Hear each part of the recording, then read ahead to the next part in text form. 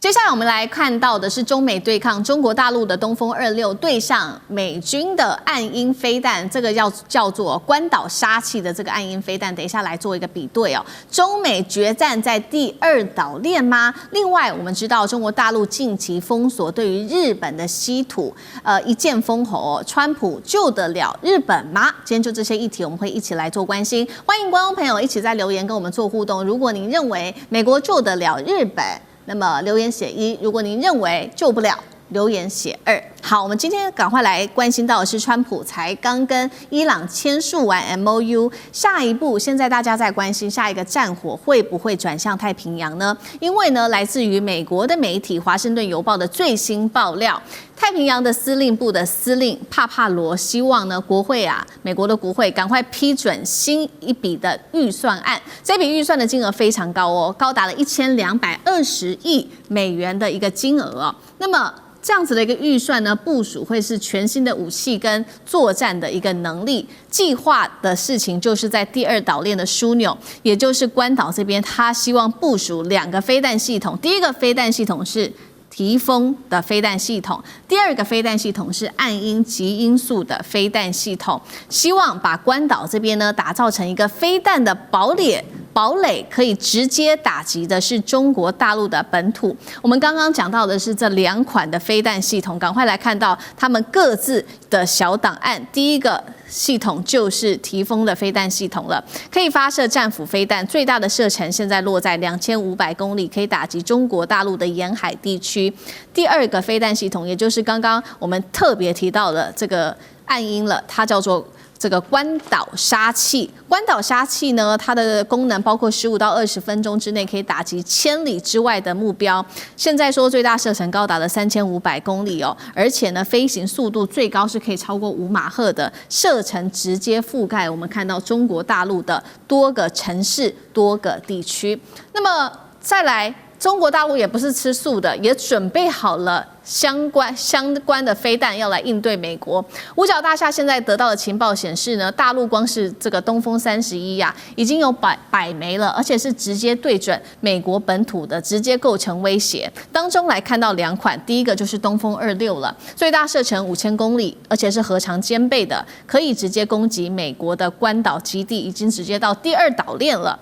再來就是東風31飛彈了，最新改良版本，最大射程已經高達了超過13000公里，可以全面的覆蓋住整個美國本土，同樣是可以搭載核彈頭的。所以今天節目一開始，先特別請教酈將軍怎麼看了美軍現在把關島這邊打造成一個飛彈的堡壘，足夠對中國大陸造成威懾力嗎？尤其我們剛剛也看到了東風系列也都出來了，將軍怎麼看？首先我們要看美國在這個西太平洋的一個戰略哈。那原來所謂的印太戰略，也就是這個川普在第1任8年前所提出來的印太戰略，但是在前2天他將它改為只有恢復到原名，只有太平洋戰略。很明顯的，美國是在做戰略的收縮哈。那這如果再搭配美軍這個揚言，川普揚言要從歐洲、北約這邊哈也要撤軍。看得出來哈，美國實力已經不足以再擔任世界警察的角色，他必須要做戰略收縮哈。我這邊又要再講一句這個《孫子兵法》講的話，《孫子兵法》講了一句叫做“守則有餘，攻則不足”。也就是說，你採取守勢的話，你當然才有充餘裕的兵力去從事守勢的任務。如果說你一味想要去進攻來講的話，你的兵力很顯然的是不足。所以我們看到美國是在全世界做戰略收縮的這種方式哦。那在太平洋這邊也是一樣，它收縮到哪裡呢？我覺得很遺憾的哈，它不是收縮，它已經收縮退到第2島鏈，它不只是第1島鏈。我們再搭配上前一陣子這個高市早苗，日本高市早苗講的，台灣有事就是日本有事，而且高市早苗一再的放話哈，要賣武器包括他給菲律賓等於說是他替美國擔負起第1島鏈防衛任務。那很明顯的，美國自己就退到第2島鏈去了嘛。第2島鏈是哪裡？是關島。那現在帕帕羅哈，我覺得他要的這個錢1220億，這個其實是一個天價哈。這個為什麼他會要到這麼多錢呢？可見得他受到的軍事威脅是很大，所以他才要這麼大一筆的預算經費。我跟各位報告哈，明年度2026年。跟着今年2026年的話，美國整個國防預算經費是8926億。那你想想看，它有可能用光一個太平洋司令部就用到1220億嗎？那美國還有沒有其他的，包括軍人的心想要發，包括歐洲戰區，包括其他的武器要發展？所以說，我覺得這個你就從這個他要到這麼一個天價的數字，要在太平洋這個司令部要這個做關島的各項的防衛設施，就可以感受到帕帕羅在關島這個地方，他感受到的軍事威脅會有多大哈？那首先第一個當然就是東風26，東風26有一個外號叫關島快遞，它的速度是非常快的。你知道嗎？美國現在這個戰爭部長赫格塞斯在他就任的時候，他就講過一句話，在第一島鏈一打仗啊，那不得了，那這個解放軍的超高音速導彈就會將我们航母擊沉了。所以他們現在希望在第二島鏈這邊建立所謂不沉的航空母艦，以這種概念退到第二島鏈，第一島鏈交給日本人來防衛哈。那在第二島鏈這個花那麼多錢去買很多公路的武器，它總共公路武器要用到多少錢呢？我跟各位講哈。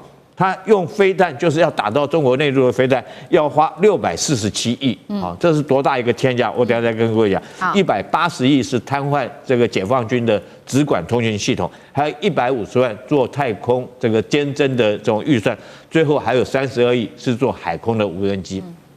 那我剛剛講的，它這個新的飛彈叫什麼？叫暗鷹哈。它原來有的這種提風系統用的是戰斧型巡弋導彈。我們都知道，戰斧巡弋導彈在這個伊朗戰爭的時候，它總共打掉了900多枚，每一枚造價就300萬。那時候我們就講啊，美國好大的手筆，花了好多錢。你知道暗鷹一枚多少錢？是很不錯，它的速度可以到達5馬赫，射程可以到達3000公里，確實是可以打到中國內陸地區不錯。可是它一枚造價要到1500萬美金，是這個戰斧型巡弋導彈的5倍的價格。是，那我算了一下，如果說以以這個伊朗戰爭，這個美國對伊朗總共發射了900枚的戰斧型巡弋導彈，那還不能讓伊朗屈服。那你想想看，如果說你要這個用這個暗鷹導彈對中國大陸攻擊的話，你要用到多少枚？伊朗你用了900枚，那你最少要用到1000枚以上嘛。因為中國防空武力啊，或者是幅員，或者是基地面積更多，你用到1000枚就要150億美金呢。那你640億美金是不是全部都要做暗鷹導彈？所以我覺得這個東西當然可以看得出來。這個美國在這方面對中國已經突破了第一島鏈，他要堅守第二島鏈的關島哈，是非常的急迫。那這個也將這個地方列為一個重點，也很明顯看出來，他已經退縮到以第二島鏈為主的一個守勢作戰。好，所以我們看到這個是美國在戰略上面的撤退哦，從第一島鏈撤退到第二島鏈。那跟這件事情有沒有關係呢？這個把印太司令部改成太平洋司令部，代表的意義又是什麼？另外也有一個說法是說，這樣子做可以更專心的對抗中國大陸。那張將軍又怎麼解讀呢？我認為這是聚焦，就是聚焦到中國大陸。我們看這個太平洋司令部，美國總共有11個司令部，但是地區性的就7個。那太平洋司令部完畢了，北方司令部、南方司令部、非洲司令部、歐洲司令部，還有太空司令部。你看通加起來，總共加起來有7個。那太平洋是不是太大了？它總共包括涵蓋的這個面積啊，包含水域啊，總共佔了地球的52%，那佔了一半啊。那其他的5個呢？其他6個，因為有個是另外一個是太空司令部，那你這其他5個呢？你這樣子的話，其他我再佔48%，所以太大，它幅員太大了。我認為就不適宜。我們可以從3個角度來看。第一個，從歷史性，太平洋司令部是從20大戰完畢之後，1947年1月1號成立的，所以它有它的歷史性呢。那在2018年到2026年，我們叫印太司令部8年，那現在要改回太平洋司令部，要改回來了。你就是我認為它有歷史性，因為每一個這個軍隊的番號，它都有它的歷史傳承，什麼什麼部隊，什麼什麼部隊，什麼什麼司令部。你把它改了，變成一個印太司令部。那我以前的太平洋司令部呢？沒啦，有啊，那就是把它印度拉進來了。那這個方面，在歷史性的這種傳承，好像就沒有一貫性。那我認為歷史性，美國也非常重視歷史，因為畢竟美國建國才250年，所以他非常重視，因為歷史很短吶，是這樣的。第二個，我認為就是剛剛講的地域性了。這個包含了2億7200萬，2億7200萬平方公里，大不大？大，包含了36個國家。你人口最多啊，中國大陸人口多不多？還包括印度，它印度切一半哦。你们不要有太平洋司令部是不包括印度啊？印太司令部以前是拉到那個非洲東岸的，整個印度洋。太平洋司令部是把印度洋切了一半拉過來，所以為什麼佔了50%是這個意思。那現在回到印度洋切一半拉過來，因為印度洋過去那一半很複雜，中東地區啊、阿拉伯海啊、波斯灣啊、安曼海，還有紅海那個地方很複雜的，那個不要你太平洋司令部不要去管那些，所以它這樣切回來，是這樣。我說有它的歷史性，有地域性，另外不要忘了規模，它規模是佔美軍最大的，它佔了20%的兵力，37萬5千人呢，在光這個太平洋司令部就37萬5千人，很大的哎，這是美國最大的規模的兵力在這個地方。那聚焦對的是誰？當然是中國大陸，因為中國大陸已經軍力接近，所以你看亞太戰平洋也好，重返亞太也好，現在改為太平洋這個司令部也好，就是針對的中國大陸，這很清楚。但是美國不講，但是大家都知道。好，所以我們看到這個美軍撤回來，撤到第2島鏈去這邊。那剛剛盧將軍也幫我們特別看到的是說，那日本現在要自己擔任起了守護第1島鏈的一個重要責任了。所以確實呢，是不是日本也被迫直接被推向抗中的第一線呢？現在日本也趕快來加強它的武裝。那我們來看到日本的最近的幾個動作，包括呢，日本的防衛省近日呢，在這幾天在小笠原群島的南寮島上面正式啟動了飛彈的防衛部署，並且公開展示。我們來看到這2款，第一個25式極音速滑翔彈，第二個25式地對艦飛彈，射程都是落在大約是1000公里左右，主攻的就是海上封鎖跟遠距離的打擊。而且呢，日本最新的這2026防衛白皮書已經很清楚的講了，把中國大陸視為最大的挑戰。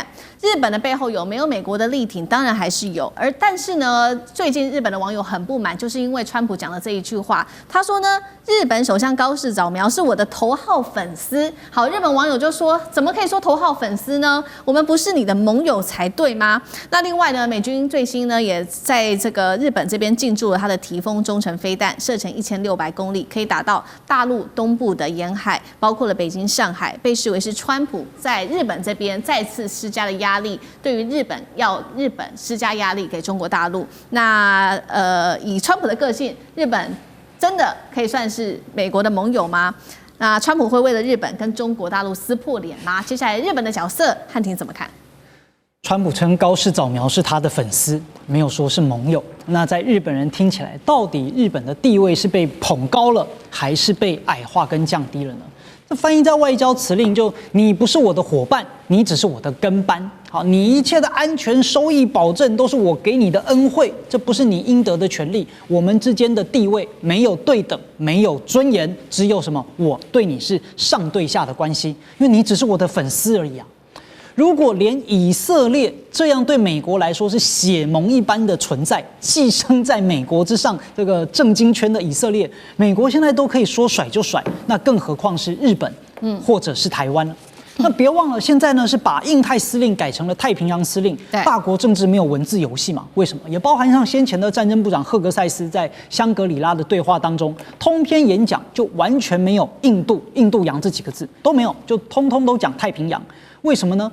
那當然是因為美國的軍力已經沒有辦法投射到印度洋這裡。